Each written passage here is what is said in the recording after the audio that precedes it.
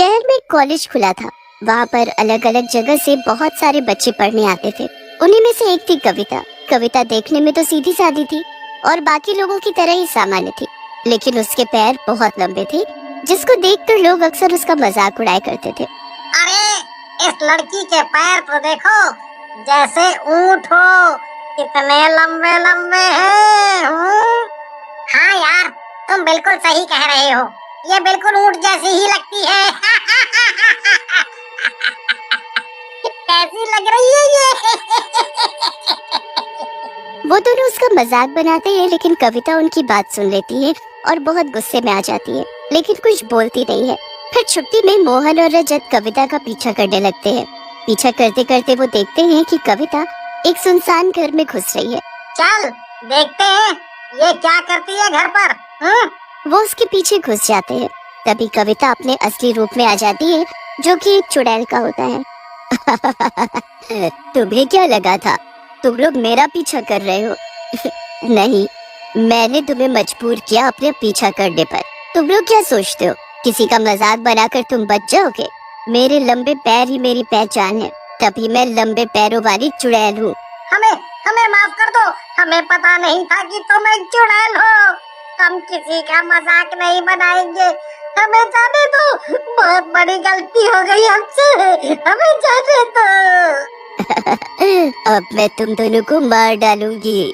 फिर चुड़ैल अपने पैर और लंबे करती है और उन दोनों को उठा लेती है, फिर ऊपर उठाकर नीचे फेंक देती है। देखा लंबे पैर होने का फायदा, और चढ़ाओ मुझे। फिर चुड़ैल दोबारा से कविता का रूप लेकर बाहर निकल जाती है। एक दो दिन बाद अचानक से पता चलता है कि मोहन और रजत गायब हो चुके हैं। चारों तरफ हंगामा मच जाता है कि ऐसे शहर से कोई कैसे गायब हो सकता है। आज तक तो ऐसा हुआ नहीं कि कोई गायब हो, तो अचानक क्या हो गया? जरूर दोनों कहीं भाग गए होंगे और हम बेवजह उन लोगों को लेकर परेशान हो रहे हैं। अब तुम दोनों का बाहर जाने का वक्त आ गया है, ताकि अब कोई किसी को न चिढ़ाए। फिर 4 दिन बाद ही उन दोनों की लाश सड़क पर पड़ी मिलती है, जो कि कविता ने फेंकी होती है। मुझे तो लगा था ये दोनों भाग गए हैं, लेकिन इन दोनों के साथ तो हादसा हुआ है। लगता है इनकी दुश्मनी होगी, जिसके कारण इनको किसी ने मार डाला। हाँ, हो सकता है, क्या पता किसी की कोई नाराजगी भी हो। आजकल लोग बड़ी जल्दी बुरा मान जाते हैं।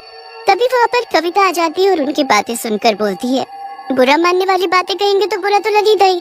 कोई अपने बारे में इतना गलत थोड़ी सुनेगा, इसलिए बोलने से पहले सोचना चाहिए। इतना बोलकर कविता वहाँ से चली जाती है, लेकिन प्रिया और नीला सोचते हैं कि इसने ऐसा क्यों बोला। इसके बारे में तो हमने कुछ कहा ही नहीं था, तो इसको इतना बुरा क्यों लग गया? और किसी के मरने पर ऐसा बर्ताव करना थोड़ा अजीब नहीं लगता? थोड़ा नहीं, बहुत अजीब लगता है। और लोगों का क्या है, वो तो कुछ भी बोलते हैं। अगली सुबह जब कविता अपने कॉलेज जा रही होती है, तो पानी पूरी बेचने वाला उसको देखता है और हंसने लगता है। कितने लंबे और कितने अजीब पैर हैं इसके, मुझे तो ये जोकर लग रही है। कविता पानी पूरी वाले की बात भी सुन लेती है, पर कुछ बोलती नहीं है और वहाँ से चली जाती है। लेकिन शाम होते ही वो पानी पूरी वाले के पास जाती है। सुनो, एक पानी पूरी की प्लेट लगाना। अच्छा, तो तुम्हें पानी पूरी खानी है, पर इतनी ऊंचाई पर मैं तो नहीं दे पाऊंगा। वहाँ पर कोई नहीं होता, सिर्फ पानी पूरी वाला और कविता होते हैं। तभी कविता बोलती है, अब तुझे बताती हूँ, लंबे पैर है ना मेरे। और अपनी असली चुड़ैल रूप में आ जाती है, जिसको देखकर पानी पूरी वाला भी डर जाता है। नहीं नहीं नहीं, ऐसा नहीं है, तुम बहुत सुंदर हो, मुझे माफ कर दो, मैं बस मजाक कर रहा था। मुझे जाने दो, मैं कभी तुम्हारा मजाक नहीं उड़ाऊंगा, वरना मैं किसी को बताऊंगा। अब तू क्या किसी को बताएगा? अब तो मैं तुझे बताऊंगी। तुझे क्या लगा था मैंने सुना नहीं था जो तूने सुबह में कहा? इतना बोलकर चुड़ैल उस आदमी को भी पकड़ती है और फिर अपनी टांगे लंबी कर उसको भी